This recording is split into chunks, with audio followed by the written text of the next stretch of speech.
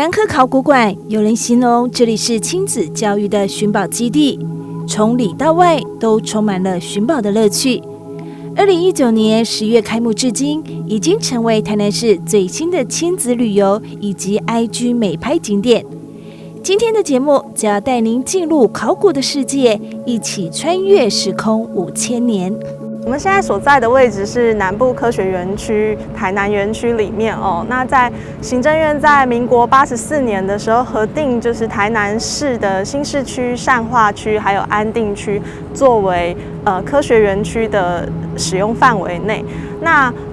当时在那个时候在开发这个区域的时候呢，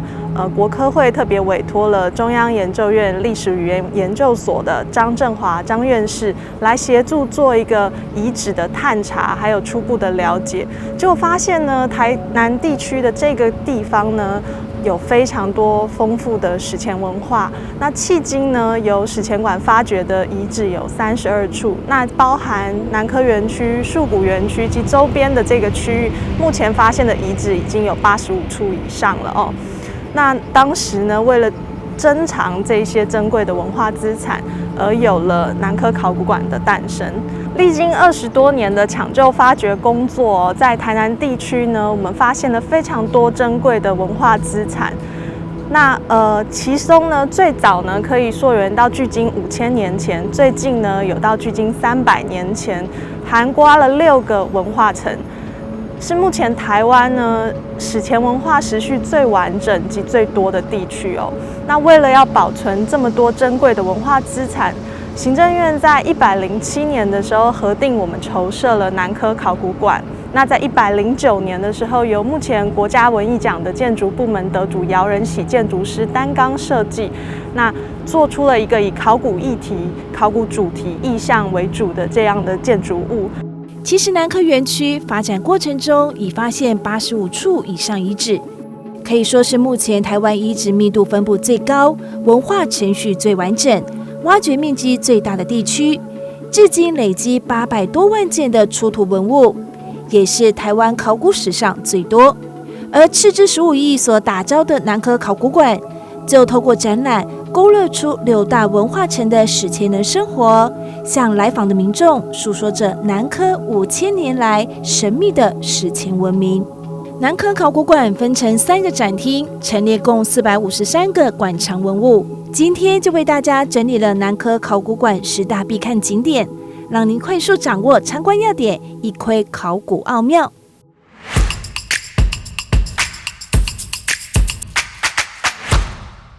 南科考古馆的外观呢，是一个巨大的黑色的方形建筑体哦。那其实这样的意象在我们馆内的很多的地方都可以看到，它是一个非常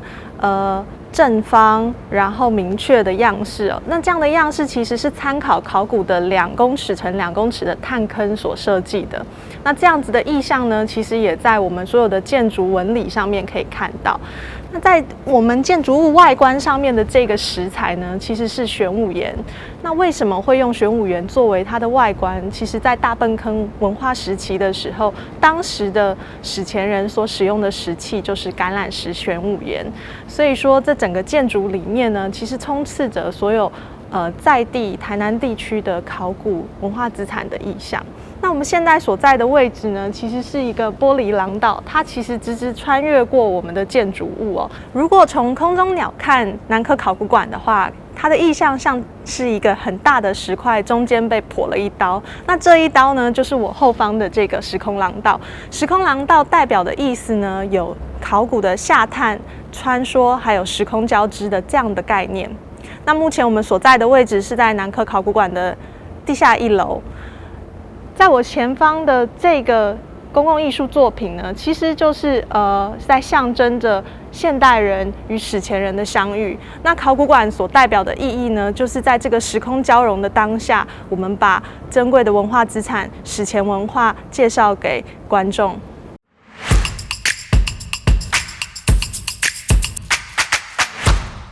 在我身后的呢，是我们博物馆的打卡热点哦，就是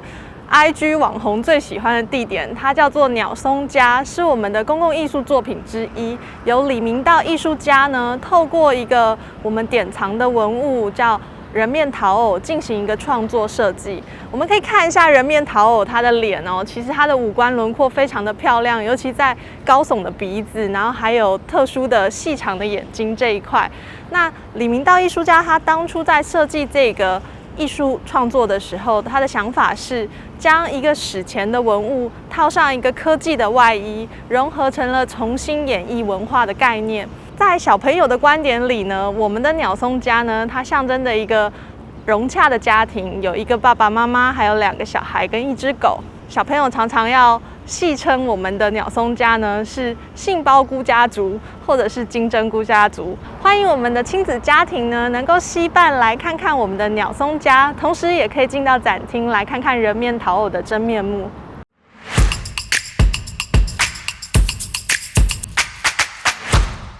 那现在要看的这一件文物呢是人面陶偶，那它呢是距今大概在1400年前的鸟松文化。那这个陶偶呢，目前呢在南科地区呢有发现4件，其中这一件呢，它的整个具体的形象是非常令人讨喜的哈。那你看它的整个头发、鼻子和眼睛都非常的具体。那么只是呢，我们现在只发现到它的头部，它的下半段呢整个都缺失了，所以不晓得它的功能是如何的哈，也不晓得它是不是一个陶器的钮盖，或者是一个权杖的最上头的一个装饰品。那么总之呢，它的出土呢，可以代表当时文化人呢，他对于这样子的一个人的形象的一个具体的描述。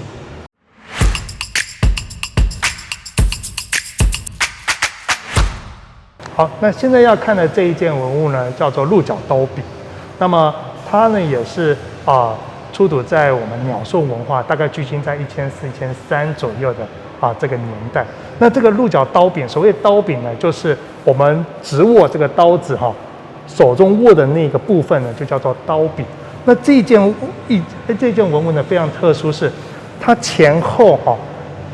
都有人的形象的刻画纹。那么总共有4张脸。而这个脸的整个风格我们可以看得出来是属于笑脸、欢乐的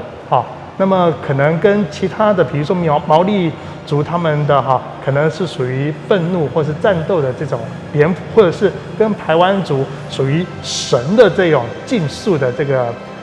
风格是不太一样的这可能也显示当时的鸟松文化人的一种民族的风格。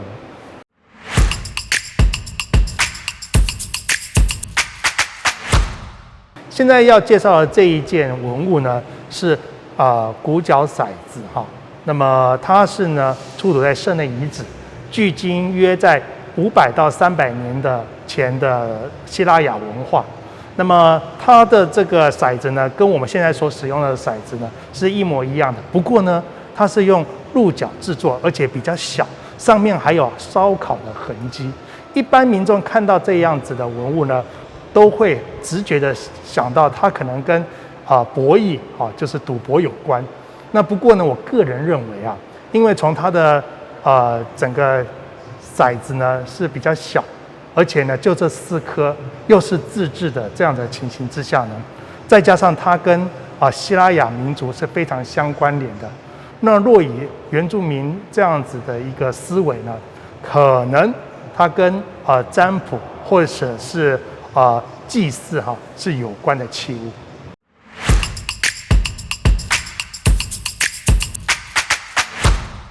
现在要介绍的这一件文物呢，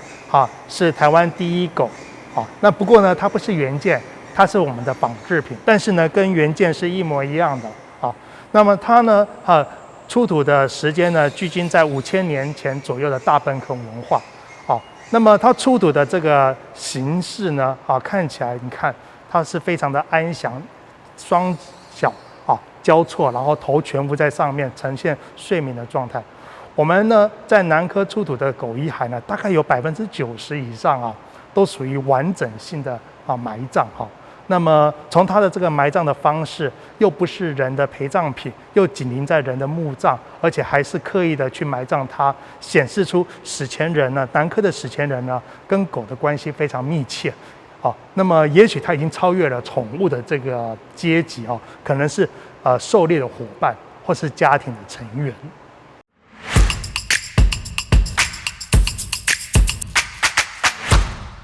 那现在要介绍的这一个柜呢，是人面复原。那么我们现在可以看到呢，有3个文化人，第一个是大坌坑文化人，第二个是大湖文化人，第3个是鸟松文化人。那在整个南科地区，我们已经出土有2500具以上的墓葬那我们根据这些墓葬的研究，经过考古学者、还有体质人类学者以及树模的专家学者，共同将这个整个南科地区的史前文化人进行整个颜面的复原。那么将大坌坑文化、大湖文化以及鸟松文化3位文化人的整个面貌呢给呈现出来那你可以看到它整个面貌其实呢差距不大，最大的呢是它的整个穿戴的饰品这3个文化人呢，他整个文化上面的差异呢，你可以看到大坌坑文化人呢，整个头发毛躁，然后身上呢佩戴的是属于朱雅的饰品。那我们因为推断当时的大坌坑文化人呢是居住在海边，那么常常潜水或是到海上去活动，那么呢，所以呢他经过风吹日晒呢，所以头发非常毛躁，而且常常用的呢是属于海洋的生物或者是陆地上的生物，所以它的配饰呢就会跟这些动物的骨角有关。那进入到大湖文化呢，我们推测它已经渐渐进入到内陆去居住了那么它呢这个文化呢很特殊，它跟外来有进行某种程度的交换，那特别是玉器的交换，所以呢我们可以看到这个文化人呢常常伴随着很多玉器的饰品所以你可以看得出来，那么他有佩戴玉器的这样子的一个饰品，而且呢你可以看到他的头发比较不毛躁了，因为他在陆地上的生活比起大坌坑文化的这个时间还要长。那最后呢是进入到鸟松文化，鸟松文化呢是属于金属器时代文化了那么你可以看得到呢，他的头发整个都修整得非常的整齐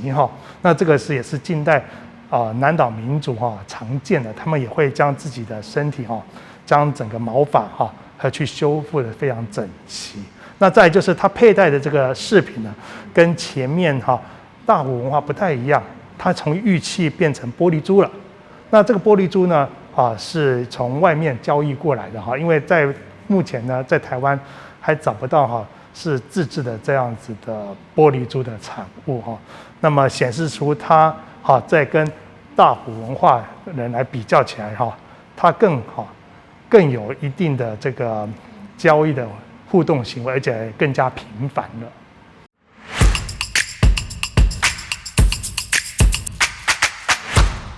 现在要介绍是这一柜，那这一柜是植物遗留。那其中呢，里面呢有稻米和小米的这个碳化种子。那么稻米的出现呢是非常特殊的那么距今大概在5000年的大坌坑文化就已经有出土了那么它的出土的这个年代呢非常的早，而且呢数量也非常的多，所以我们称它为台湾第一米那么紧接着呢，到了牛稠子文化和大湖文化也都陆陆续续出土有稻米的遗留，特别是大湖文化出土的这个数量更多，而且伴随出非常多的农耕器物。另外呢，我们在研究整个碳化稻米的这个历径来看的话，它呢似乎有趋向一致的这样子的一个形态。那么我们推断呢，大湖文化可能已经有非常进步的农耕生活了。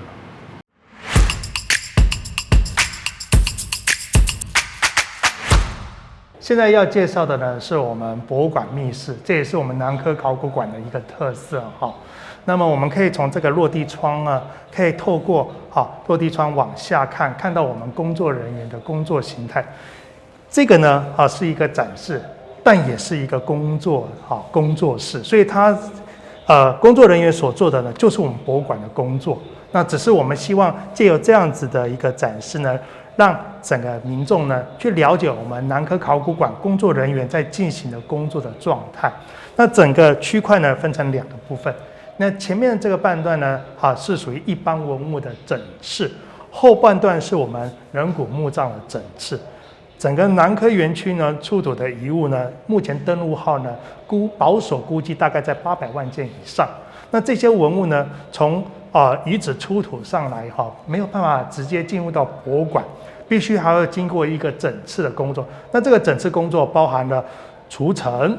去霉，还有无酸包装，然后检视登录以及拍摄，这样呢才可以进入到我们的标准的库房，特别是恒湿恒温的典藏库房去进行整个保存。那么人骨整治也是如此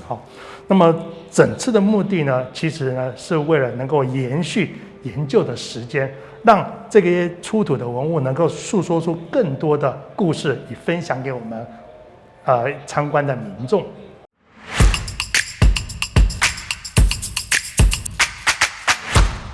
我们现在所在的位置呢，是我们2楼的黄色天井。要到这个天井区呢，你一定要进入馆，看了常设展厅之后，才能看到我们这个美妙的风景哦。那黄色天井呢，你看一下它的周遭，会发现它一样象征着考古的2米乘2米的探坑的意象。在这样一个黄色天井，像是一个珍贵的宝藏盒一样。那每一个窗户呢，都透着微弱的光线，象征着珍贵的文化资产被珍藏在博物馆里面。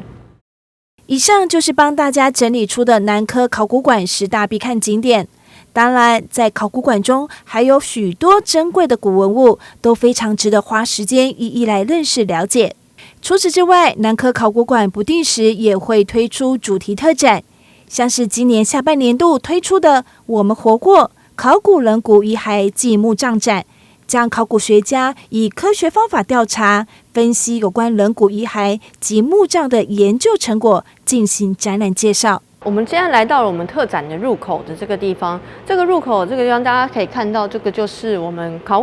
复刻了一个考古发掘的现场。这个考古发掘现场呢，是大概在民国102到103年，在我们南科园区的三宝皮遗址的一次发掘。在这一次的发掘里面，我们总共发现到200多具的先人的遗骸。那其中有一位女性的遗骸，我们就把它挑出来当成是我们这一次特展的一个女主角。那借由对于这位女性，就是这位先民的出土的遗骸，还有她身边的这些东西的研究，我们知道说她是一个来自大概2000多年前，我们叫做大湖文化的一个史前文化的人。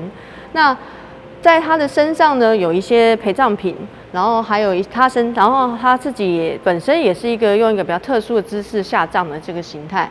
那在一般来看的话，大家就可能只看到就是有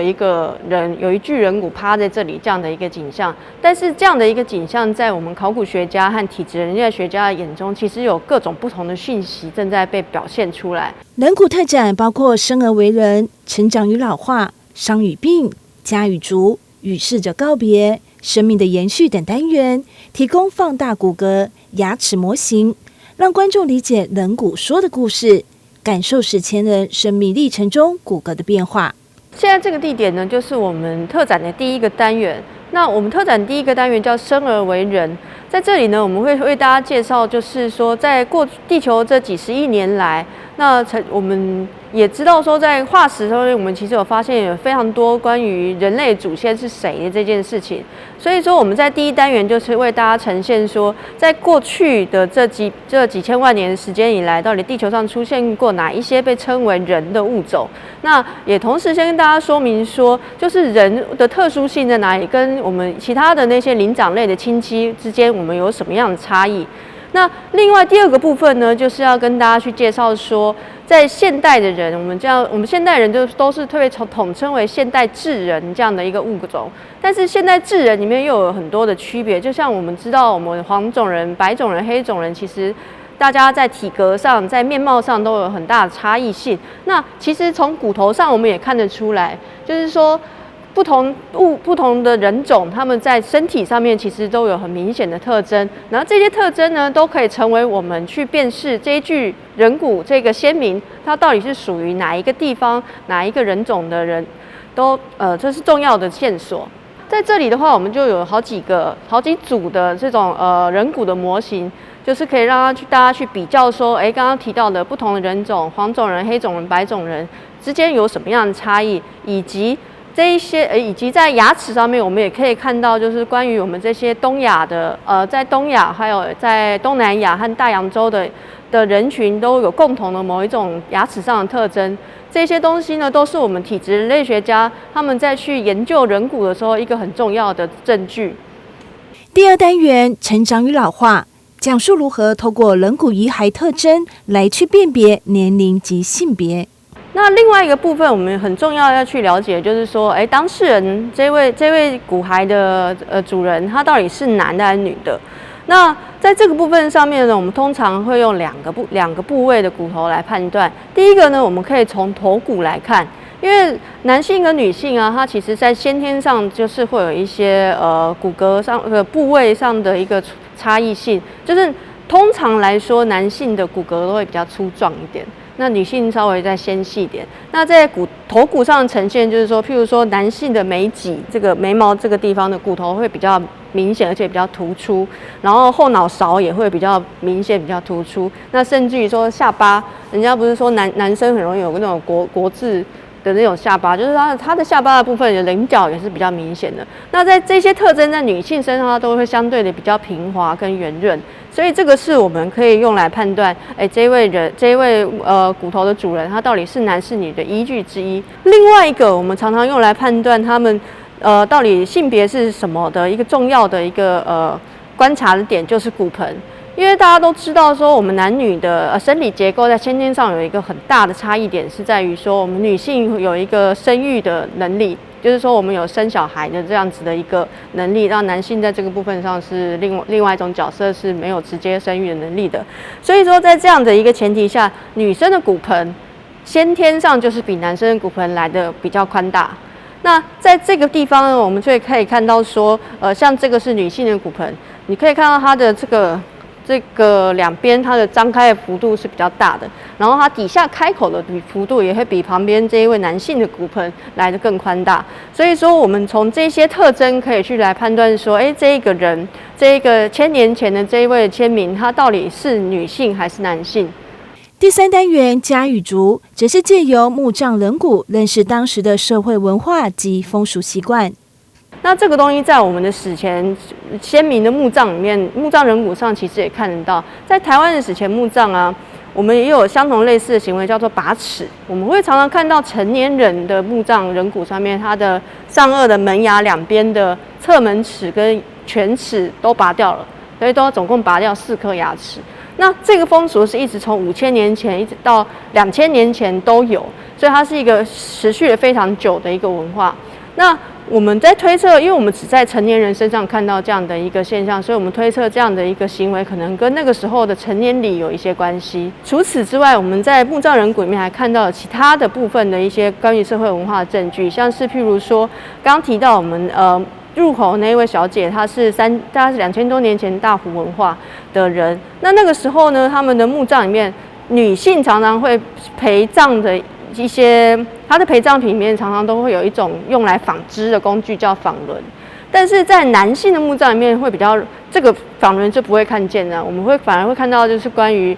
就是那个叫什么箭头、箭簇、弓箭的那个箭头，或者是捕鱼用的渔网的那个网坠。所以说，在这样的一种趋势，可以让我们了解到说，那个时候可能就有一些依据性别去做的一些分工现象。那我们接下来是第4个单元，叫做伤与病。这边其实就是要跟大家去说明说，我们现代人身上常有的病痛，其实史前人也有。像我们在墓葬人骨上面，我们常常发现他们会长骨刺，就是大家的腰或者是背那个长骨刺，它其实就是在脊椎的部分，它会随着年龄或者是说随着一些不良的姿势的习惯，会慢慢的在脊椎的边缘长出那种多余的骨头来，那这个东西会刺激到你的神经，所以会很痛。那这个现象呢，是现代人蛮常遇到的情况，但是实际上我们在史前人的骨骸上面也常常观察到这个情形。那另外，其实很多病，其实大家都就是现在跟以前都一样，像比如说牙周病。牙周病也是一个现代人常有的问题，但是史前人他们一样也有这个情况。那甚至于说，也有一些疾病，像譬如肺结核，或者是僵直性脊椎炎，甚至于那种关节习惯性脱臼这些问题啊，其实我们在史前人的那个骨骼上面是都看得见的。那除此之外呢，我们除了知道他们有什么样的病之外，我们也可以从他身上的一些遗留物，还有他的那些受伤的痕迹来推测，他们以前也可能也有一些互相斗争的一个情形。像比如说，我们就有发现到某一些墓葬，他身上有非常多的10箭头，就表示他可能是身中很多箭，然后不幸的死亡了。那甚至有人没有头。所以这样的一个现象可以证明说，那个时候的人，他们可能彼此有一些互相打斗或征战的一个行为，所以才导致了他们的死去。第5单元与逝者告别，则是介绍史前人丧葬风俗，基于不同文化的世界观、宗教信仰、风俗习惯所呈现出丰富多元的样貌。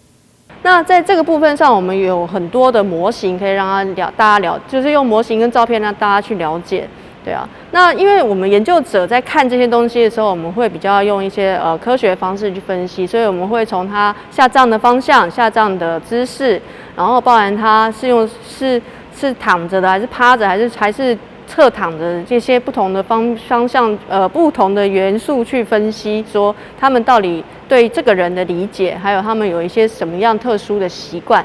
那除了这些所谓的葬姿跟葬俗之外，我们还有第2个部分，其实很重要会去讨论，就是所谓的陪葬品。那陪葬品其实大家都知道，说就是跟着人一起下葬这些东西嘛。那这些东西通常分成2种，第一个是你日常生活用的东西，像一些锅碗瓢盆那一类的。那这个东西有可能是这个过世的这个人生前用的东西，也有可能是要给他们带去死后世界用的。那第2种类型就是身上的这些装饰品。那如果大家有看一些过去有点还蛮风行的一些盗墓的片的话，其实那些价值连城的东西大部分都是这些装饰品，它们都是比较精美，而且很好，形态很好看，然后材质是珍贵的。所以说，我们这边也有展示我们真实发掘出来的这一些所谓的日常用品跟他们的陪葬品。那其中我们刚刚提到我们前面那位小姐，她是大湖文化的人嘛，那个时候的人他们有一个很特别的一种陪葬品，就是玉器，他们有用台湾玉，台湾花莲那边出产台湾玉做成的各种饰品，当成他们陪葬品一起下葬。那在这个部分，我们也有展出，让大家可以到现场来实际观看3000年前的人，2-3千年前人他们身上会佩戴哪一些饰物。展览的最后，在播放室中可以欣赏金马最佳美术奖得主王志成导演以台湾史前大湖文化鲜明的故事所拍摄的虚拟纪实短片，透过影片呈现史前人类活着的样貌。现场也公开了影片制作花絮、相关剧照及文字记录，这也为观影者建构出一个更完整史前人的生命故事。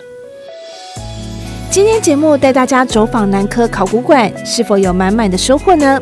身为南台湾唯一的台湾史前博物馆的南科考古馆，有着融合古代文明与现代科技的展览特色及丰富的文物典藏，非常值得来探索哦。